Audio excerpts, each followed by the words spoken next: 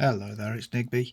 I've just finished recording my pick and gut on this, which is Haribo Titan number 181. I have to say this is a most strange challenge lock. I would love somebody to be able, if somebody's picked this before, or somebody that knows more about making challenge locks than me, explain what's going on inside this. So yeah, happy to report it's all gone back together as it came back. I'm so glad that I make these videos now, just for gutting, just to remember which way around pins go and that sort of thing. So yeah, really unusual. It's got well, it's actually got master wafers in there, and I can't see why you would put master wafers in a challenge lock, because master wafers tend to make picking easier. So yeah, any of you guys that make challenge locks, please explain to me what's going on with this. So yeah, anyway, without any more messing around, this is my pick and gut of this, based on a Russwin. Absolutely lovely key, not too savage bitten, and a pretty forgiving keyway. It takes a 1.3mm tension wrench, which is nice and snug in it, which is good, because there's a little bit of just needs to float around a little bit in there. But yeah, this is my pick and gut. Okay, so that's Haribo's Titan in the vice number 181. Quick look at that bit in, based on a Russwin, as I've said. Let's just check that everything's moving. Yeah, nice and free. So super light tension for this. I'm going to start with the absolute shallowest hook that I've got. So that's the Low Lock Tools Scimitar, and just going in and looking for binding pins now. A little click off 3, a little click off 2,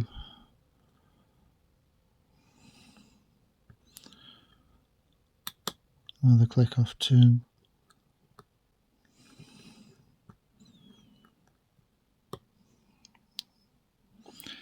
another little click.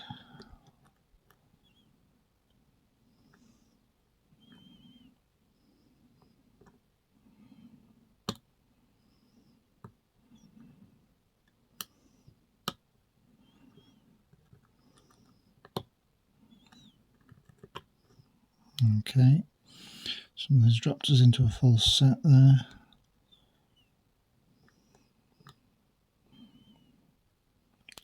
And that's how light the tension is on this. So light that I tend to pop the wrench out on it.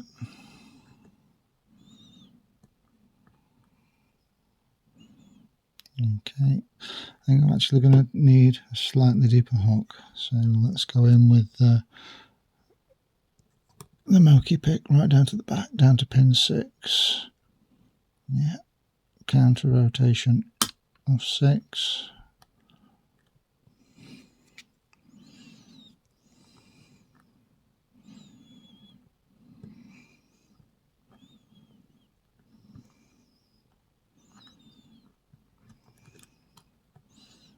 Going to be most interested to see what's in this.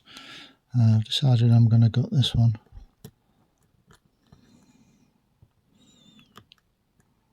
Okay, it's a most unusual pick.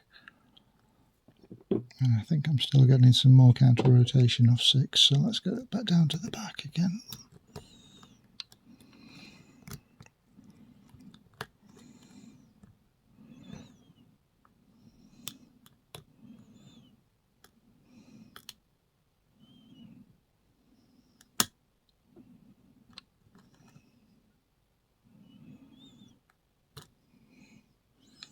Yeah, I think I may well have fallen into whatever trap it was that Harry had in mind for that, because that doesn't feel good.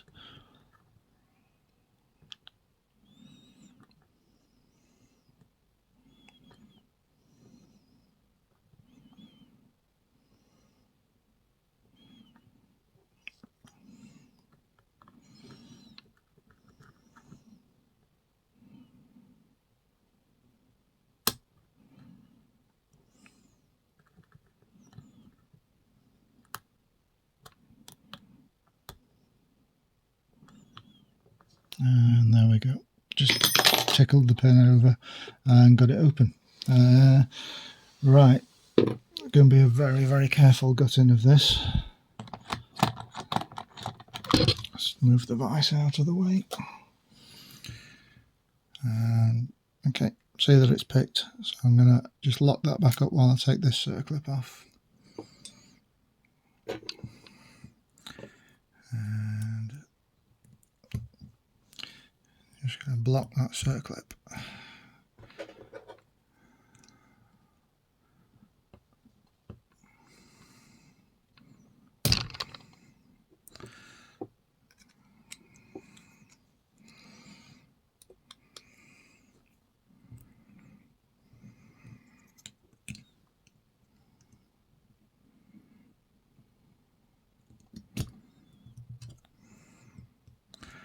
Really did toy with the idea of taking this circlip off, but the risk of bricking a challenge lock is just too high, so I'm just gonna have to fumble around for a little while.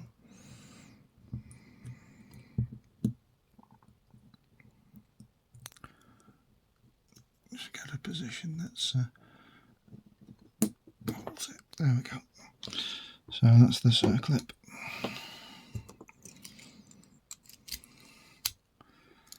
And 100% we're using the shim.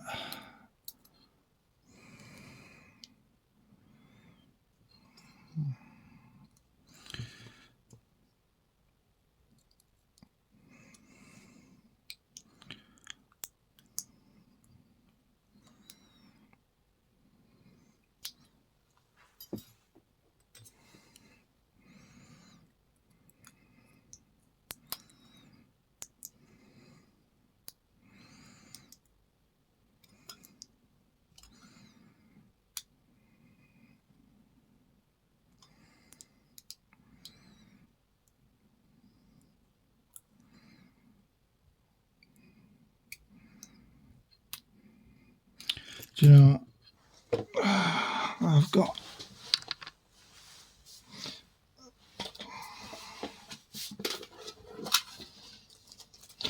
a packet of new shims. Let's not risk Mr. Bowers' work with a crappy shim. Let's break out the new shims.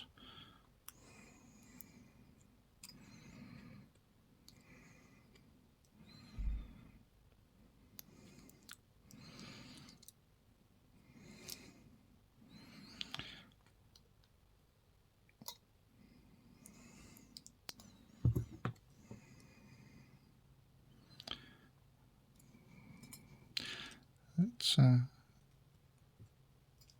really tight.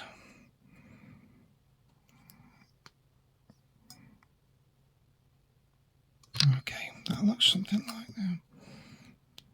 Yep. I'm going to use my Sparrows follower just because it helps me keep the pin orientation. Okay.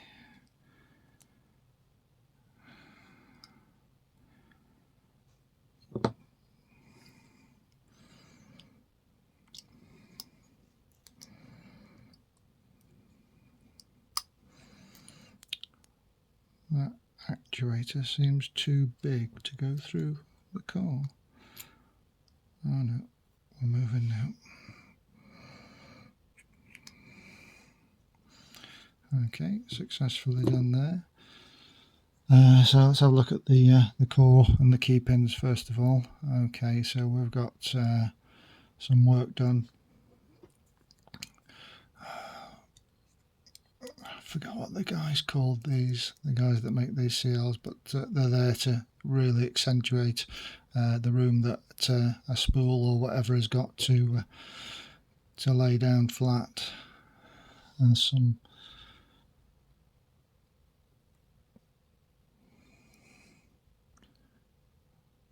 I don't know if that's part of the build or not. Let's take the key out anyway.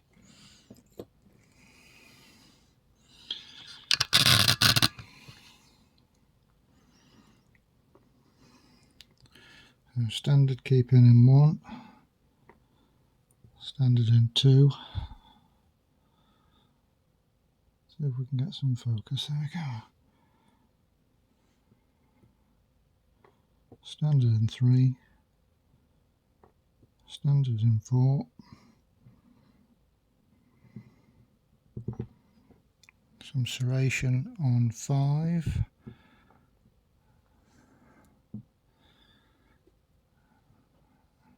okay, I really don't know what's going on in terms of that core, but so you can see some threading in 5.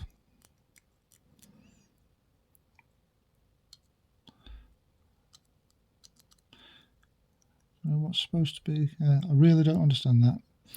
Okay, and look around there, all the other chambers look absolutely normal, and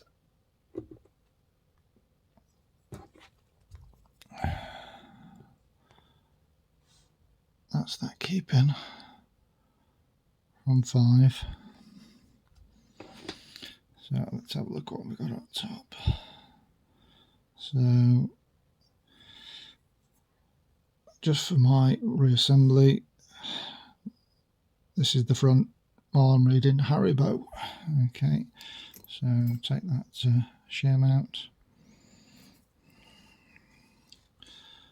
And really try and keep this in focus to make sure the pins go back exactly right. Okay, some sort of pin in pin in 1.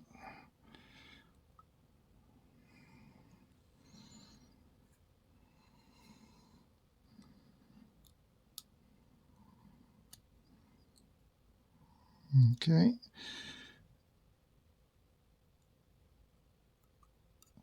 Very strange, there seems to be a master wafer, and that was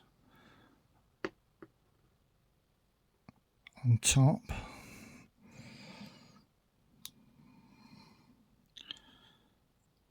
Okay, same thing again, the master wafer was on top.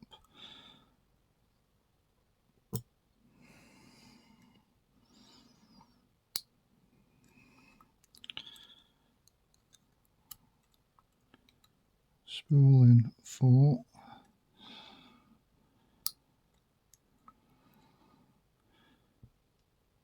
Spool in 5. And a spool in 6. Okay, give me a look down that core. I'm not taking the springs out. The springs look like they're all different, so I'm going to keep it simple and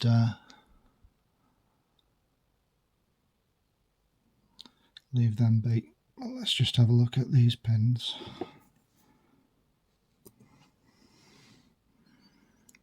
So yeah, some sort of, no, it's not actually a pin in pin, it's just got a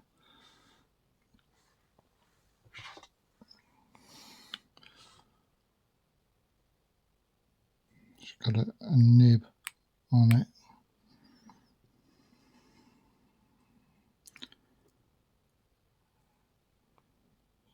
Something serrated in 2. Another one of these things with a nib on in 3. Keep everything the right way up, and then 4, 5 and 6 are just spools. So there you go, that's Haribo's Titan. I'm now going to very carefully put that back together. Thanks for watching.